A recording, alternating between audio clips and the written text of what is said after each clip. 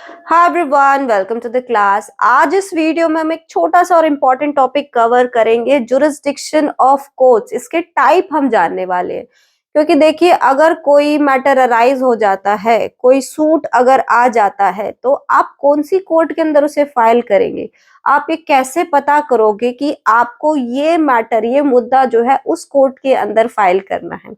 तो यही जानने के लिए आपको types of jurisdiction of courts पता होने चाहिए, क्योंकि हर कोर्ट की अपनी पावर होती है और उन पावर के बेसिस टाइप क्या रहते हैं: pecuniary, territorial, subject matter, original, appellate, advisory and so on. तो ये सारी उनकी टाइप्स होते हैं। तो इन्हें वन बाय वन समझते हैं और जानते हैं आपको अपना मैटर कौन सी कोर्ट के अंदर फाइल करना है, कहाँ फाइल करेंगे आप अपना सूट। ठीक है, सबसे पहले जानिए पिक्यूनरी जुरिस्डिक्शन क्या होता है। पिक्यूनरी बेसिक ये पैसे से संबंधित होता है, जो उस सूट का जो सब्जेक्ट मैटर है उसकी कितनी वैल्यू है इन मनी, लाइक 10 लाख का है, 20 लाख का है, 1 करोड़, 2 करोड़। उस बेसिस पर आप डिसाइड करोगे कि उस कोर्ट में मुझे जाना चाहिए, किस कोर्ट के पास पावर है उस वैल्यू तक के मैटर को एंटरटेन करने की। ये स्टेट वाइज अलग अलग होता है, पिक्यूनरी जुरिस्डिक्शन स्टेट वाइज अलग अलग रहती है। एग्जाम्पल के तौर पे दिल्ली का समझ लेते हैं, जैसे कि अगर 2 करोड़ से ज्यादा का सब्जेक्ट मैटर है उस सूट का, तो आप हाई कोर्ट जाएंगे। 20 लाख से 2 करोड़ तक का है तो आप डिस्ट्रिक्ट कोर्ट जाओगे। 0 से 20 लाख तक का है तो आप सिविल कोर्ट जाओगे, सिविल जज के पास जाओगे। ठीक है, ये अमाउंट ऑफ मनी मतलब उस सब्जेक्ट मैटर की जो वैल्यू है उससे आप डिसाइड करेंगे। कोर्ट ने ये पूरा इस तरह से मैनेज किया हुआ कि इस कोर्ट के पास इतने मैटर तक की एंटरटेन करने की पावर है। ठीक है, नेक्स्ट है आपका टेरिटोरियल जुरिस्डिक्शन। ये बेसिकली एरिया वाइज, जो आपका जो स्टेट हो गया या कोई मेट्रोपॉलिटन सिटी है, उनको एरिया वाइज डिवाइड किया गया। क्योंकि देखिए एक ही कोर्ट पूरे एरिया की, पूरी स्टेट के तो आप एंटरटेन नहीं कर सकते, तो ओवरबर्डन हो जाएगा, तो एरिया वाइज डिवाइड है। दिल्ली का जैसे समझ लेते हैं, आपको पता ही रोहिणी कोर्ट है, 30 हजारी है, कड़कड़डूमा है, बहुत सारी कोर्ट है, साकेत है, द्वारका है। तो इन सबको ना दिल्ली में एरिया वाइज डिवाइड किया गया है, east west, north south, north east, north west. तो इस तरह से अगर एग्जाम्पल के तौर पर देखिए, हम अगर कोई नॉर्थ या नॉर्थ वेस्ट का कोई मैटर है तो आपको रोहिणी कोर्ट जाना पड़ेगा। अगर नई दिल्ली का अगर कोई मैटर है तो आपको पटियाला हाउस जाना पड़ेगा। तो ये एरिया वाइज डिवाइड किया गया, टेरिटोरियल जुरिस्डिक्शन। तो जिस भी एरिया में उसकी जो पास की जो कोर्ट है, मतलब जिस कोर्ट का एरिया वो लगता है, तो उसी कोर्ट में आपको उस मैटर को लेके जाना पड़ेगा।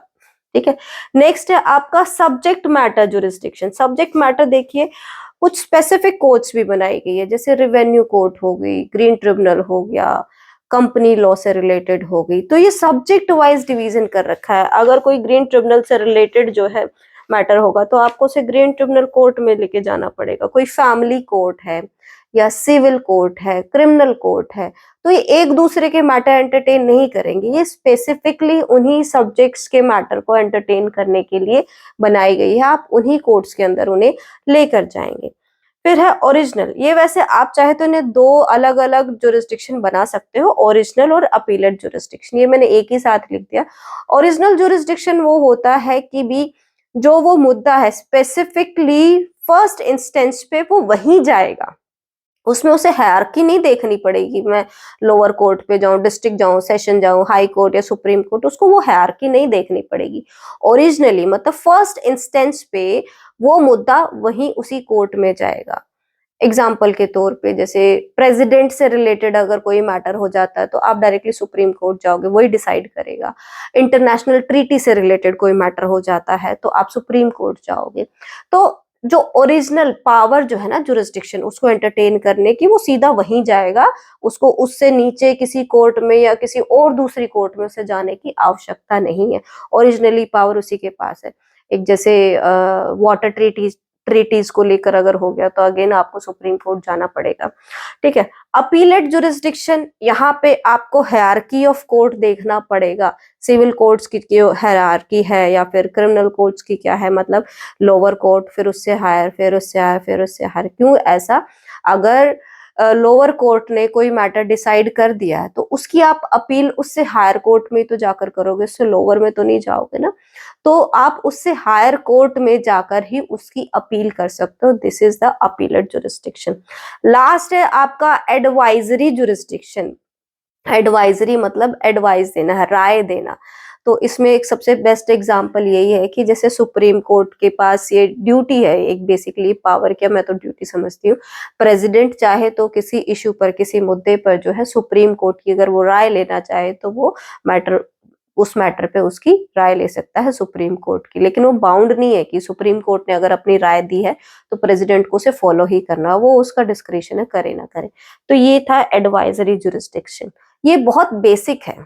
आप कोई भी लॉ पढ़ते हो, सिविल क्रिमिनल जो भी प्रैक्टिस करते हो, तो आपको ये जुरिस्डिक्शन पता ही होना चाहिए। और इससे रिलेटेड जो और भी टॉपिक है, जैसे कि हाई कोर्ट की पावर, सुप्रीम कोर्ट की पावर, इस पर भी हमारी वीडियो है, इसका लिंक मैं डिस्क्रिप्शन बॉक्स में डाल दूंगी। और सीपीसी या दूसरे और लॉज को समझने के लिए, अभी करंटली हम सीपीसी पढ़ रहे हैं, तो इनको समझने के लिए मेरा चैनल सब्सक्राइब करें, वीडियोस देखें, लाइक करें, शेयर करें।